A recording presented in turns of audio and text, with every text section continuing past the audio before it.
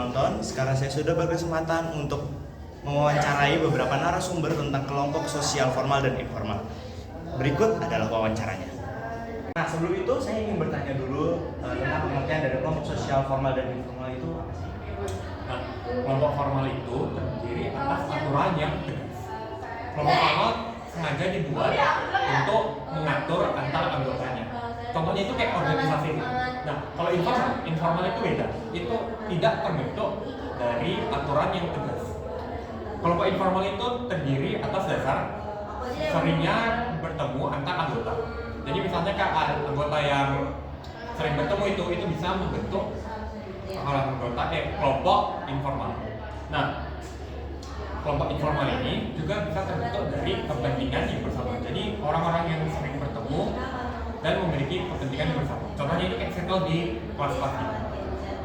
Lalu faktor dari kelompok sosial formal sendiri itu apa?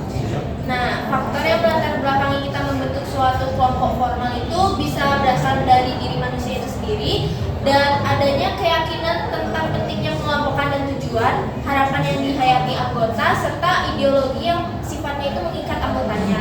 Dan tujuan dibentuk kelompok formal ini untuk menyelesaikan suatu tugas-tugas baru. Ciri-ciri dari kelompok sosial formal sendiri itu ada apa saja?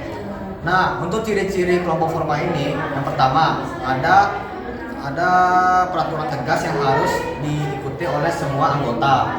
Nah, yang kedua, ini tujuannya ini dibentuk agar dapat menyelesaikan suatu tugas tertentu. Nah, yang ketiga, ini terdapat namanya kedudukan dan peran dalam kelompoknya. Nah, yang terakhir ini hubungan dalam kelompok tersebut tidak bersifat pribadi.